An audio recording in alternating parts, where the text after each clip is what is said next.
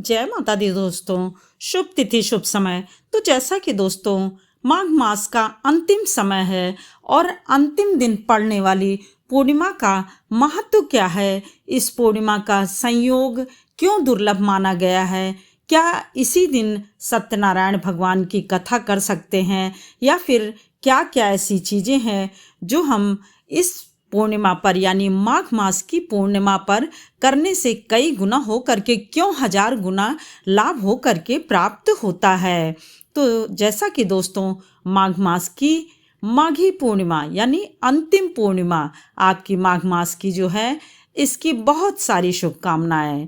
तो जैसा कि माघ मास की अंतिम पूर्णिमा भगवान शिव और चंद्रदेव की पूजा के लिए होता है। यह संयोग बहुत ही दुर्लभ है। ऐसा इसलिए इस बार हो रहा है। वैसे तो देखिए कि हर माह में पूर्णिमा पड़ती है और सभी पूर्णिमा का अपना अलग अलग महत्व है, परंतु यह पूर्णिमा माघ मास में उसी तरह मानी जाती है जैसे कि कार्तिक मास की मानी जाती है। यानी जैसे कार्तिक मास में स्नान, दान, ध्यान और जितने भी जप तप रहते हैं, अनुष्ठान रहते हैं धार्मिक, वह सब करने का महत्व होता है। उसी प्रकार से यह जो है माघ मास की पूर्णिमा का महत्व है। माघ मास में स्नान, तुलसी पूजन और दान, जप, पूजा, कथा, सत्यनारायण भगवान की कथा, जितने भी जप तप करते हैं, इसी का विशेष महत्व होता है। और उसमें अब की बार बहुत ही दुर्लभ संयोग में है, चूँकि 144 साल बाद जो हमारा महाकुंभ पड़ रहा है, उसमें 12 साल में ऐसा शुभ संयोग आया है। यानी 12 साल का तो क्रम चल ही रहा है और 144 साल वाला भी माघ मास की माघी पूर्णिमा है।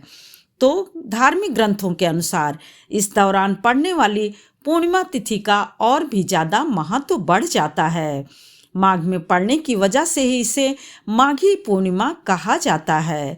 और ऐसी मान्यता है, धार्मिक मान्यताओं अनुसार, उसके अनुसार, सनातन धर्म के अनुसार, ज्योतिषियों के अनुसार ऐसी मान्यता है कि इस दिन कोई भी जप अनुष्ठान या धार्मिक कार्य कोई भी, यानी आप कथा, सत्यनारायण भगवान की कथा को कलयुग में सबसे अधिक प्रभावशाली माना गया है। तो कथा का महत्व पूर्णिमा के दिन करने से और ज़्यादा। वैसे तो देखिए कहा गया है कि कथा जो है किस दिन हम कर सकते हैं, तो कथा के लिए कोई भी आपके लिए निश्चित समय नहीं है।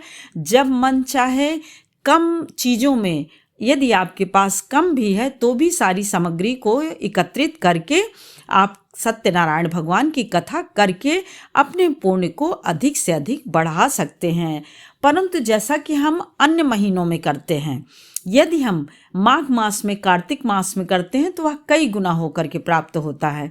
तो उसी प्रकार से अब की बार तो महाकुंभ में है, तो जो भी यानी धार्मिक अनुष्ठान या धार्मिक कार्यों के द्वारा ऐसा किया जाता है, दान, दक्षिणा, पूजा पाठ, जप तप, तुलसी पूजन, गंगा मैया का पूजन, तो बहुत ही ज़्यादा शुभ मानी जाती है।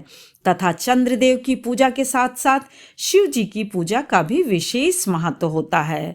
ऐसा इसलिए कि क्योंकि चंद्रमा और शिव जी का बहुत ही पुराना संबंध माना जाता है। ऐसा माना जाता है कि जब चंद्रमा शापित हो गया था, यानी जब उसको शाप मिला था, तब नारद ने उन्हें शिव जी के पास ही जाने की सलाह दी थी और शिव जी की पूजा करने की ही सलाह दी थी। तभी से चंद्रमा ने शिव जी से प्रार्थना की और तब शिव जी प्रसन्न होकर के, क्योंकि शिव जी बहुत जल्दी प्रसन्न होते हैं भोले बाबा हमारे, तो प्रसन्न होकर के आशीर्वाद दिया और आशीर्वाद मिलने के कारण ही श्राप उसका दूर हुआ। यानी चंद्रमा का श्राप दूर होकर के, अर्थात उसकी बीमारी दूर हो गई चंद्रमा की। तो इसके बाद चंद्रमा के आग्रह करने से खुश होकर शिव जी ने उन्हें अपने मस्तक पर धारण कर लिया। इस प्रकार से चंद्रमा का समझ लीजिए कि बहुत ही ज़्यादा विशेष महत्व होता है शिव जी का और चंद्रमा का। तो पूर्णिमा में शाम को देखिए, रात्रि में जब पूजन करते हैं तो चंद्रमा को ही अर्घ्य देते हैं, चंद्रमा का पूजन करते हैं और शिव जी का पूजन करते हैं। शिव जी के मस्तक पर चंद्रमा विराजित होते हैं। उनको जो है श्राप से मुक्त करने वाले शिव जी हैं, इसीलिए चंद्रमा और शिव जी इनका आपस में संबंध है। और वो भी इस बार पूर्णिमा पर चंद्रमा और शिव जी की पूजा अवश्य करनी चाहिए। सभी प्रकार से लाभदायी है। क्योंकि यह शारीरिक मानसिक सभी प्रकार के कल्याण और आशीर्वाद प्राप्त करने का अवसर है। यह एक समय है, शुभ अवसर है माघी पूर्णिमा, जो कि देखिए अब 12 साल बाद आएगी। और 12 साल वाला तो छोड़िए, 144 साल बाद तो पता नहीं कौन कैसे क्या रहेगा। तो 12 साल बाद ही यह शुभ संयोग अब मिल सकता है। ज्योतिषी के अनुसार चंद्रमा के देवता भगवान शिव ही माने गए हैं। चंद्रमा और शिव जी का इसीलिए पूजन करना चाहिए, जिससे कि वह अधिक प्रसन्न रहें। और जैसा मतलब एक तरह से कहा जाता है कि चंद्रमा का घटना बढ़ना मृत्यु और पुनर्जन्म के रूप में देखा जाता है। घटना यानी किसी भी चीज़ की कमी होना, कम होना, घटना वह विनाश का सूचक होता है। और बढ़ना नएपन का, आगे बढ़ने का और जीवन का प्रतीक माना जाता है। और मृत्यु पर विजय यदि पाना हो तो चंद्रमा और शिव जी की पूजा करनी होती है, की जाती है। और शिव जी इसीलिए चंद्रमा को अपने मस्तक पर धारण किए हुए हैं। चंद्रमा शीतलता प्रदान कर शिव जी की शक्तियों को हर समय बढ़ाता रहता है। इसीलिए हर माह की पूर्णिमा का देखिए जो अपना अलग अलग महत्व है, परंतु इस पूर्णिमा का इसीलिए ज़्यादा महत्व है क्योंकि यह माघ मास में महाकुंभ में आ रही है। तो इसीलिए इस पूर्णिमा का पूरी तरह से लाभ उठाएं। पूरी तरह से आप यानी कल्पवास भी समाप्त हो जाएगा ना, जो लोग पूर्णिमा से शुरू किए होंगे पूर्णिमा तक एक माह का मतलब अधिकतर जो है पूर्णिमा से फिर टेंट सारे, तंबू सारे वह उखड़ने लगते हैं और लोग अपने घरों की तरफ जाने लगते हैं। गंगा मैया की पूजन करके, जो कि जीवन दायिनी है, उनका पूजन रोट यानी पूड़ी और हलवा से पूजन करके 108 बत्ती या 365 बत्ती जितना जिसके सामर्थ्य होती है वह सब जला करके अपने घर की तरफ वापसी करने से पहले यह सब इसलिए करते हैं जिससे कि उनका शारीरिक मानसिक कल्याण हो और चंद्र के नकारात्मक प्रभाव समाप्त होते हैं। और सबसे बड़ी बात, यह 5वां शाही स्नान भी है माघी पूर्णिमा का। तो आखिरी शाही स्नान के बाद अधिक से अधिक लोग अपने घरों की ओर यानी चले जाएंगे। यानी 12 को आपका पूर्णिमा मना करके 13, 14, 15 3 दिन त्रिरात्रि का होता है। यानी जब कल्पवास लोग करते हैं तो त्रिरात्रि आपका कल्पवास करने के बाद 3 रात्रि रुक करके ही वह फिर अपने घर को प्रस्थान करते हैं। इसीलिए हमेशा जो है पूर्णिमा तिथि का बहुत ही महत्व होता है, परंतु माघ मास में होने पर और भी ज़्यादा, महाकुंभ होने पर और भी ज़्यादा महत्व बढ़ गया है। इस प्रकार से 11 फरवरी शाम को 6:55 पर आपकी पूर्णिमा तिथि प्रारंभ हो जा रही है और वहीं पर 12 फरवरी को समाप्ति उसकी हो रही है 7:25 पर। तो देखिए पूर्णिमा तिथि सूर्योदय व्यापनी शुद्ध जो है सूर्योदय व्यापनी स्नान दान की व्रत की भी पूर्णिमा आपको यानी 12 फरवरी को प्राप्त हो रही है।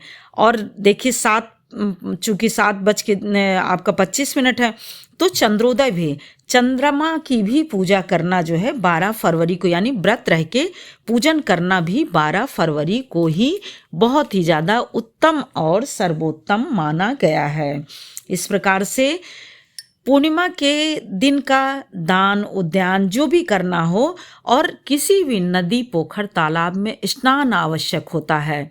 तो आप यदि कहीं हैं, मान लीजिए नहीं जा सकते हैं, तो गंगा जल मिलाइए अपने उसमें, और माघ मास है तो तिल मिलाइए और इस प्रकार से जल और तिल मिला करके स्नान करिए। और जहाँ के तीर्थ का याद कर लीजिए। इस समय महाकुंभ चल रहा है त्रिवेणी संगम में, त्रिवेणी संगम को याद कर लीजिए। और यदि वहाँ का जल मिल जाता है उसको डाल के करते हैं तो ऐसा मतलब मान्यताओं के अनुसार है कि यानी पूरा पुण्य आपको प्राप्त होता है। नहीं जा सकते हैं फिर भी आपको प्राप्त होता है। इस प्रकार से पूजा और व्रत का समय देखिए, पूर्णिमा तिथि में हमेशा की तरह जो है भद्रा, मतलब पूर्णिमा को भद्रा लग ही जाती है। तो भद्रा जो है इस बार जो भी है, सुबह में कहते हैं कि स्नान दान के समय इसको नहीं माना जाता है। और व्रत जब रह रहे हैं तो व्रत करिए, जैसे कार्तिक पूर्णिमा और इन सब का महत्व होता है उसी तरह से इनका भी महत्व होता है।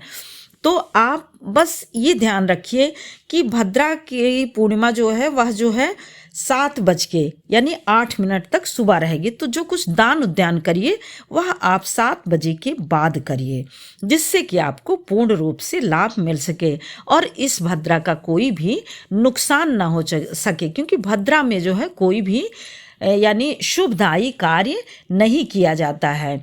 और मास भी पूर्ण होने को है, तो लोग आएंगे, गंगा मैया का पूजन करेंगे, सब कुछ करेंगे, तो 7 बजे के बाद ही करें। स्नान आदि कर सकते हैं, जो ब्रह्म मुहूर्त का नियम से चल रहा है 1 मास का, उसको कर सकते हैं। परंतु यह जो आप आखिरी दान उद्यान करेंगे पूर्णिमा का, वह आप 7 बजे के बाद ही करिए। ऐसा शास्त्रों और सनातन धर्म मानने वालों ने बताया है कि अपने आप में यह एक अद्भुत तिथि है। तो इसका पूर्ण रूप से लाभ उठाइए और अपने पूर्णिमा को पुण्यदायी फलदायी बनाइए।